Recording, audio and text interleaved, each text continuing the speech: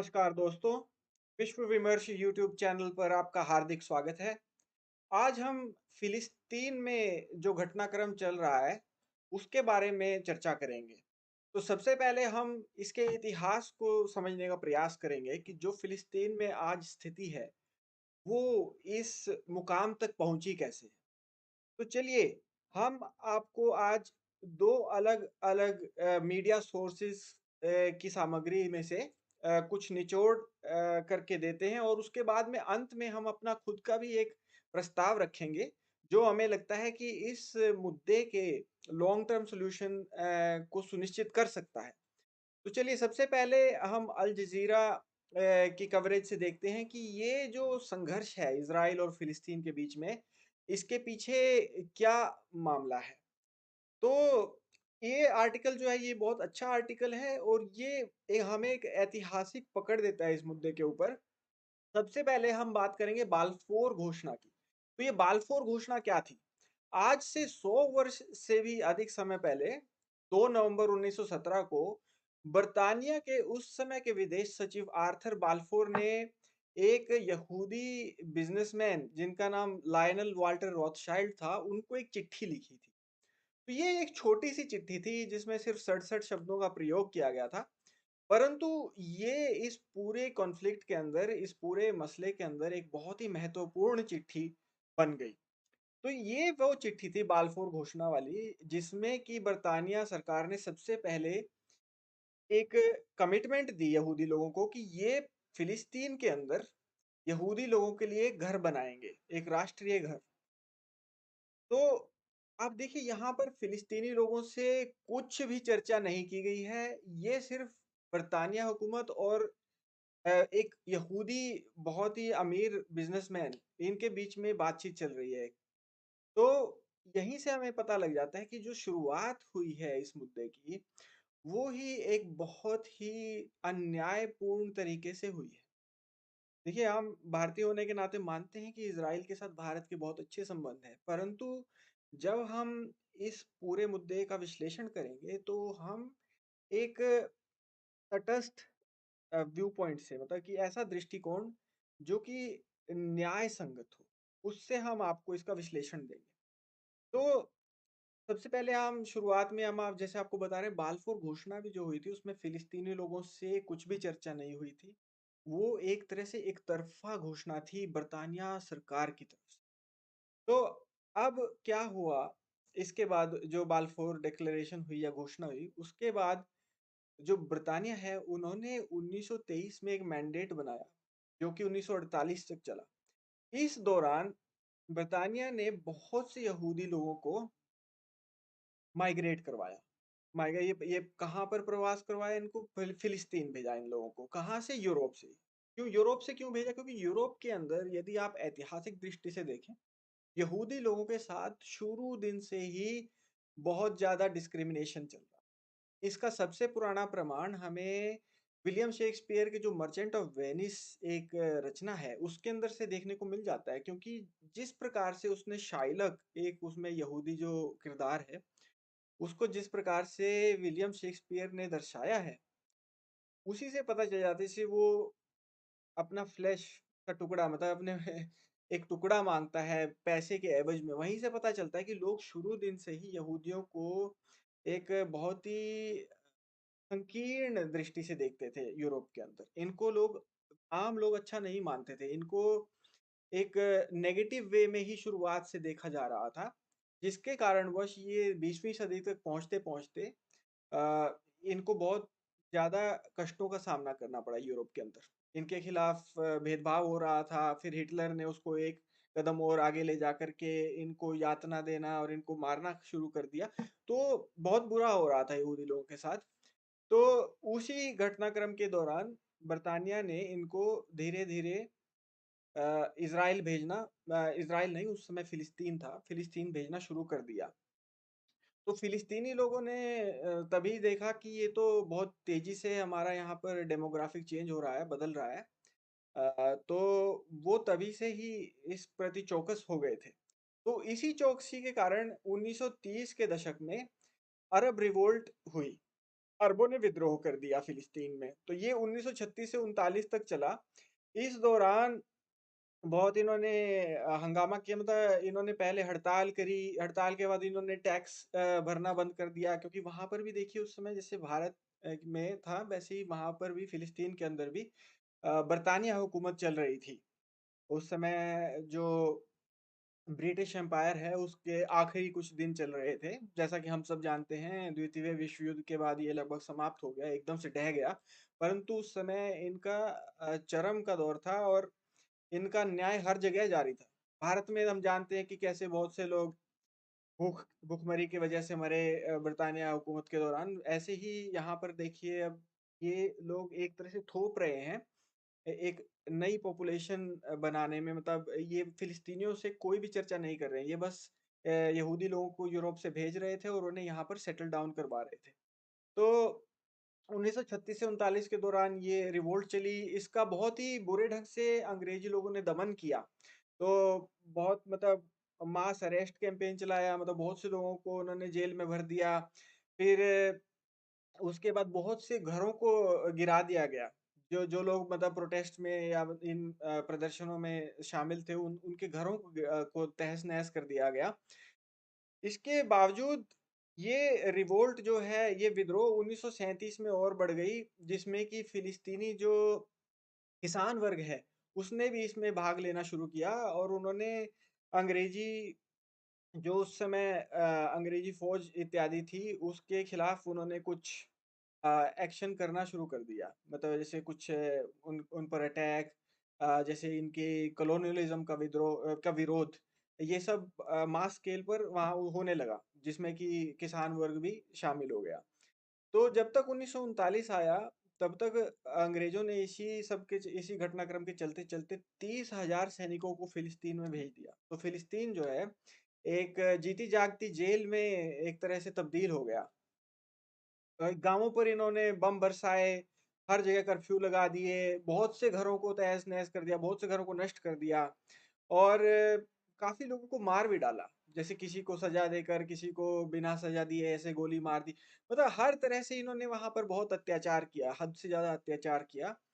परंतु उसके बाद में फिर जैसा कि हम जानते हैं द्वितीय विश्व युद्ध हो गया, जिसमें कि हिटलर ने अ, यूरोप के अंदर यहूदी लोगों के ऊपर बहुत ही अधिक अत्याचार कर दिया, जिसकी वजह से एकदम से ये जो मामला है एक यहूदी राष्ट्र बनाने का, एकदम से तूल पकड़ गया। जैसा कि हम जानते हैं कि फिर द्वितीय विश्व युद्ध के बाद अ, जो है इन्होंने 1948 में 1900 देखिए 1947 का यहाँ पर पहले सिनेरियो देखते हैं कि 1947 तक जो यहूदी आबादी है वो फिलिस्तीन के अंदर 33% हो चुकी थी, परंतु इनके पास सिर्फ जमीन का 6% हिस्सा था। ठीक है? तो इस समय जो संयुक्त राष्ट्र है, इसने रेज़ोल्यूशन 180 स्वीकार किया, जिसमें कि इन्होंने फिलिस्तीन को 2 राष्ट्रों में बाँटने की बात करी, जिसमें एक राष्ट्र अरब होगा और दूसरा यहूदी। तो फिलिस्तीनियों ने इस योजना को रिजेक्ट कर दिया, क्योंकि बहुत ही देखिए ये तो ज़ाहिर-सी बात है कि इन लोगों का ही देश है और जहाँ पर ये लोग अभी कुछ समय पहले तक 90% तक प्रोपोर्शन में थे, वहाँ अचानक से ये लोग पहली बात 67% ही रह गए थे। ऊपर से ये जो रेज़ोल्यूशन था इसमें 55% जो फिलिस्तीन है, वो यहूदी राष्ट्र को देने की बात थी, जिसमें कि इनका पूरा जो सबसे उपजाऊ क्षेत्र है, वो भी शामिल था। तो ये इतनी अन्यायपूर्ण शुरू से ही प्लानिंग थी और खासकर ये जो कॉलोनियल पावर्स थी उन्होंने इन्होंने शुरू से ही इसको फिलिस्तीनी लोगों के ऊपर थोपा। तो इस कारणवश हमें लगता है कि जो भी हुआ, चलिए हम मानते हैं कि यहूदी लोगों ने बहुत संघर्ष किया, उन्हें बहुत अत्याचार झेलना पड़ा और अब वो इस देश में आने के बाद एक तरह से सफल भी हुए हैं, क्योंकि उन्होंने रेगिस्तान को भी एक उपजाऊ भूमि में बदल दिया है। तो उन्होंने बहुत तरक्की की है और हम यहूदी लोगों के भी एक तरह से दोस्त हैं। हम चाहते हैं कि उनका भी भला हो, लेकिन हम ये भला लॉन्ग टर्म में चाहते हैं। देखिए, आप समझने का प्रयास कीजिए, आज अमेरिका एक महाशक्ति है, तो वो इज़राइल को एक तरह से प्रोटेक्शन देता है। परंतु अमेरिका महाशक्ति कब तक रहने वाला है? अगर हम इतिहास के पन्नों को देखेंगे तो सभी महाशक्ति का दौर कभी ना कभी खत्म हो जाता है। तो अमेरिका का भी दौर एक दिन समाप्त हो जाएगा दोस्त।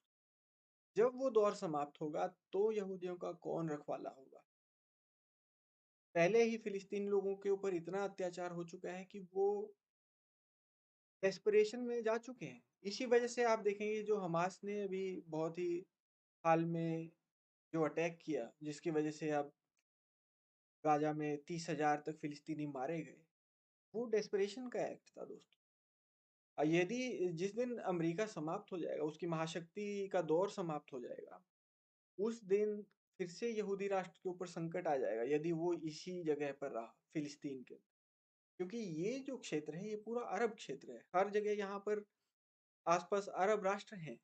तो जाहिर सी बात है। और देखिए वैसे भी फिलिस्तीनी लोगों की तो ये जगह ही थी, जैसा अभी हमने ये पूरा ऐतिहासिक इसका एंगल देखा है।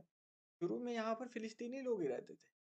जो जो यहूदी हैं वो 1923 से बर्तानिया ने धीरे धीरे यहाँ पर भेजने शुरू किए थे, जिसकी वजह से धीरे धीरे इनकी जनसंख्या इस क्षेत्र में बढ़ गई।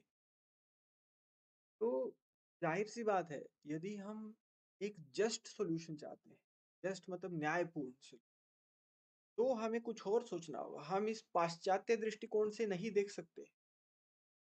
इसीलिए पूर्व से होने के नाते हमें एक ऐसा सॉल्यूशन यहाँ पर देना होगा जिससे कि सबका ही भला हो, यहूदियों का भी भला हो, इसराइल जिनका देश है, और हाँ, अरब लोगों का भी भला हो जिनकी ये जमीन है, जिनकी ये शुरुआत से ही जमीन। तो मेरा ये मानना है कि जो पाश्चात्य देश हैं इनको अपनी गलती स्वीकार करनी चाहिए कि जो इन्होंने द्वितीय विश्व युद्ध के बाद किया वो गलत किया। बल्कि 1923 से ही जो बाल्फोर डिक्लेरेशन के बाद से जो भी घटनाक्रम हुआ है वो सब इनके एक तरफा एक्शन से और बहुत ही गलत तरीके से, मतलब इन्होंने बिना जैसे कंसेंसस क्रिएट किए, बिना अरब अरब लोगों से अच्छी तरह से अ, वार्तालाप किए, उनसे एक कंसेंसस तैयार करने का इन्होंने प्रयास ही नहीं किया कभी भी। अरब लोगों को इस पूरे प्रोसीजर के अंदर, इस पूरे प्रक्रिया के अंदर अरब लोगों को ढंग से इन्होंने इन्वॉल्व ही नहीं किया, शामिल ही नहीं किया। तो ये पाश्चात्य देशों की बहुत बड़ी गलती है। इनको ये मानना होगा कि ये इन्होंने गलती की है, और इस गलती को सुधारने के लिए, क्योंकि देखिए हमें एक लॉन्ग टर्म की सॉल्यूशन चाहिए। हम ऐसा ऐसा फ्यूचर चाहते हैं जहां पर यहूदी लोगों के ऊपर कभी भी कोई संकट के बादल ना मंडराए। उसके लिए इन्हीं पाश्चात्य देशों को, जिन्होंने इन्हें धक्के से कैसे, बिना अरबों से विचार विमर्श किए इन्होंने फिलिस्तीन भेजा, उन लोगों को इनके लिए एक नया राष्ट्र बनाना होगा। और वो राष्ट्र, देखिए इनके ऊपर अत्याचार कहाँ हुआ? यूरोप में। ये लोग मिडिल ईस्टर नहीं है, ये लोग यूरोपीय हैं। अधिकतर यहूदी जो अभी फिलिस्तीन में रह रहे हैं ये यूरोपीय हैं। तो इनके लिए किसी ना किसी यूरोपीय देश के अंदर या क्षेत्र के अंदर अब हमें एक नया राष्ट्र बनाना होगा। तभी इस समस्या का लॉन्ग टर्म सॉल्यूशन हो पाएगा। वो चाहे यूरोप के अंदर जगह हो, या कहीं रूस के अंदर जगह हो, या बल्कि कनाडा, जो कि एक बहुत बड़ा देश है, जबकि उसमें जनसंख्या बहुत कम है। कनाडा के अंदर कोई स्थान हो सकता है, या ऑस्ट्रेलिया का भी विचार किया जा सकता है, क्योंकि ऑस्ट्रेलिया में भी बहुत सी खाली जगह है। ऐसे किसी स्थान पर इन्हें एक यहूदी राष्ट्र देना चाहिए, और फिलिस्तीन को पूरी तरह से इसके जो मौलिक अधिकारी हैं, जो फिलिस्तीनी अरब हैं, उनको सौंप देना चाहिए। जब ऐसा होगा तो ही इस समस्या का एक न्यायपूर्ण और लॉन्ग टर्म सॉल्यूशन हो पाएगा। उसके अलावा कुछ भी, और जैसे कि अभी आपने ग्रेगोरी गैलोवे के बारे में सुना होगा, जो कि ब्रिटेन में बहुत ही हाल में एक इलेक्शन जीत के इलेक्ट हुए। तो वो कह रहे हैं कि इनको बराबर का हक दे दो, फिलिस्तीनी लोगों को। परंतु बराबर के हक से अब इस समस्या का सॉल्यूशन नहीं हो पाएगा, क्योंकि इनके दिमाग में वो वैमनस्य का भाव इजरायली एक्शन से, और उससे पहले पाश्चात्य दूसरे महाशक्तियों के एक्शन से भर चुका है। उन्होंने शुरुआत से ही इनके साथ एक बेगाना रवैया अपनाया है। उन्होंने कभी भी इनको अपना नहीं समझा। इनके ऊपर देखिए, इनके अधिकारों को शुरुआत से ही हनन किया गया। कैसे आप देखिए ब्रिटेन ने अपने आप से ही बाल्फोर डिक्लेरेशन कर दी, फिर उन्होंने यहूदियों को यहाँ भेज डाला, उनको वहाँ सेटल करवा दिया। फिर जिन अरबों के पास फ़िलिस्तीन का 94% हक होता था, उनके पास जो है आज की डेट में क्या है, क्या रह गया है?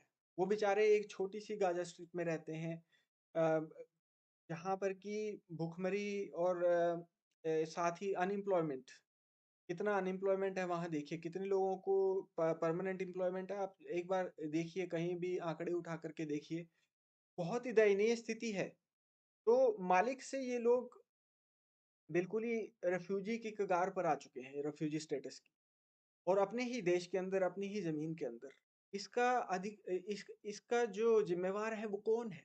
यही जो पाश्चात्य शक्तियाँ हैं, और इनका पहले इम्पीरियलिज़्म, और उसके बाद में जो कंटिन्यूड अब जो अमेरिकन जो सपोर्ट चल रहा है, अमेरिका जो इज़राइल को हमेशा ही सपोर्ट करता है। देखिए, इज़राइल को चलो हम मानते हैं कि इज़राइल को सभी को सपोर्ट करना चाहिए, क्योंकि ये भी एक प्रताड़ित लोग थे यूरोप के अंदर। यहूदी लोग प्रताड़ित लोग थे, तो हम भी इनको सपोर्ट करते हैं। हम चाहते हैं कि ये लोग राज़ी खुशी रहें, इनका अपना देश हो, इनका इनके लिए बहुत अच्छा भविष्य हो।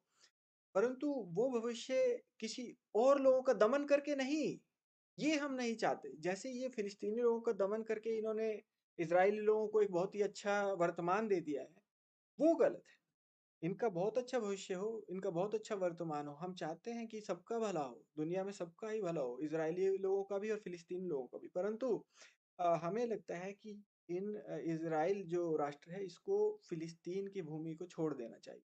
फ़िलिस्तीन की भूमि को इसके मौलिक जो मालिक हैं, जो इसके हकदार हैं, उनको वापस दे करके एक नया इज़राइली राष्ट्र जो है, वो किसी ऐसे स्थान पर बनाया जाए, जहाँ पर कि यूरोपीय लोग, जिन्होंने इन्हें प्रताड़ित किया था सबसे पहले, क्योंकि यूरोपीय लोगों ने यहूदियों को प्रताड़ित किया था यूरोप के अंदर, तो वही जो प्रताड़ना देने वाले लोग हैं, वही अब मुआवजा दें, और अपनी भूमि के ऊपर से मुआवजा दें। तो ये हमारी इसके ऊपर राय है। उसके अलावा आप देखते हैं कि अल अहराम एक और एक और मीडिया सोर्स है। तो इसमें देखते हैं कि नबील अब्दुल फत्ताह जी क्या कह रहे हैं। तो इस इनके आर्टिकल का शीर्षक है revival of consciousness on the Palestinian cause. तो इसमें ये बोल रहे हैं कि जो फिलिस्तीनी जो मसला है, ये बरतानिया, जो फ्रेंच और इटालियन कॉलोनियल जो पावर्स थी, तो इन लोगों के, और साथ में ही जो अमेरिकी जो आजकल इंपीरियलिज्म एक प्रकार से चल रही है, इनकी महत्वाकांक्षाओं का नतीजा है फिलिस्तीनी मसला। इन्होंने अरब क्षेत्र को नियंत्रण में लेना चाहा और इसको एक्सप्लॉइट करना चाहा, क्योंकि देखिए यहाँ ये एक रिसोर्स रिच, बहुत ही रिसोर्स प्रधान जो है क्षेत्र है। यहाँ पर दुनिया भर का तेल मिलता है, क्रूड ऑयल। ठीक है, तो इसके जो महत्व है, वो राजनीतिक दृष्टि से और स्ट्रेटेजिक दृष्टि से बहुत बहुत अधिक है इस क्षेत्र। तो इसको जो है, ये जो इंपीरियलिस्ट पावर्स हैं, इन्होंने इस क्षेत्र को बिल्कुल निचोड़ डाला है। पहले ये द्वितीय विश्व युद्ध तक ये अपने डायरेक्ट इंपीरियलिज्म कर रहे थे, अंग्रेज लोगों ने यहाँ पर ऑक्यूपाई किया हुआ था, और उसके बाद में इन्होंने फिलिस्तीनी राष्ट्र को ख़त्म कर दिया और यहाँ पर इजरायली राष्ट्र बना दिया। तो ये इनकी इंपीरियलिज्म का ही लगातार जो है चलता आ रहा एक दौर है। तो ये जो पैलेस्टीनियन मसला है, ये अरबों की इसमें भी कमी है। ऐसा नहीं है कि इसमें सिर्फ पाश्चात्य जो शक्तियाँ हैं या महाशक्तियाँ हैं, सिर्फ उन्हीं की जिम्मेवारी है। कुछ हद तक इसमें अरब लोगों को भी अपनी गलती माननी होगी, क्योंकि उन्होंने एकता नहीं दर्शाई। उनकी एकता बहुत ही, मतलब एक कमज़ोर एकता के रूप में सामने आई। जब इन्होंने हथियार भी उठाए, तो उसमें भी ये लोग मुकाबला नहीं कर पाए। तो इनकी भी गलती है कहीं न कहीं।